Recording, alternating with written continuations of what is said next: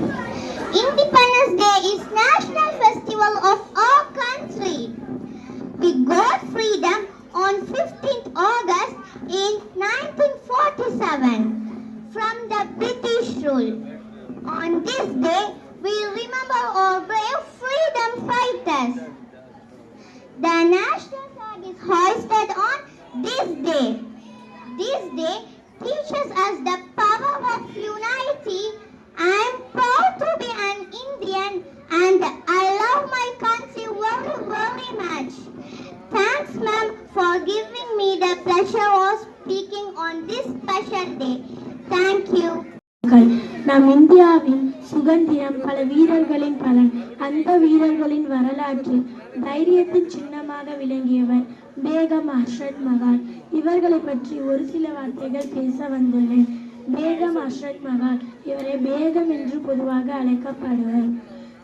தாரிஷினின் இரண்டாவது மனைவியாக அவத் வம்சத்தின் ஆட்சியாளராக விளங்கினார். 1857 இந்திய கழகத்தின் போது பிரிட்டிஷ் கிழக்கிந்திய கம்பெனிக்கு எதிரான கிளர்ச்சியில் ஒரு தீர்க்கமான உறுதியான பங்காற்றினார். அதனால் அவரை கல்கத்தாவிற்கு நாடு கடத்தப்பட்டார்.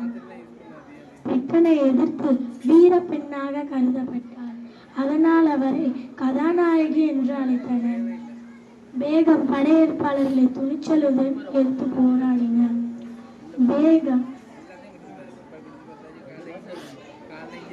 பேகம் அடிக்கடி கூட்டங்களை கூட்டி வீரர்களுக்கு லட்சியத்திற்கும் தைரியத்திற்கும் போராட ஊக்குவித்தனர். பிரிட்டிஷ் அரசாங்கத்திற்கு எதிராக பேகம் ஈடுபட்டதால் அவர்களை கைது செய்ய பிரிட்டிஷ் அதிகாரிகள் சூழ்ந்தனர்.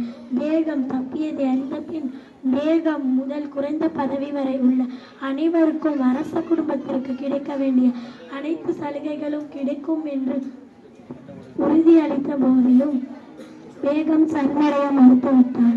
பேகம் நிரந்தரமாக நேபாளத்திலே குடியேறி அங்கேயே அவர் இறந்து விட்டார். அவரது நினைவாக 1984 மே 10 அன்று தபால் தளத்தில் அச்சிடப்பட்டு வெளியிடப்பட்டது. ஆங்கிலேயர்களிடம் ஒருபோதும் சரணடையாத ஒரே முக்கியமான தலைவர் பேகம்தான். 20 வருடமாக நாடு கடத்தப்பட்ட நிலையில் பேகம் போராடி வீரத்தையும் நாட்டு பற்றியும் நாம் என்னவென்று சொல்வது என்று கூறியவளாக நான் விடைபெறுகிறேன். அஸ்ஸலாமு அலைக்கும் வரஹ்மத்துல்லாஹி வபரகாத்துஹு.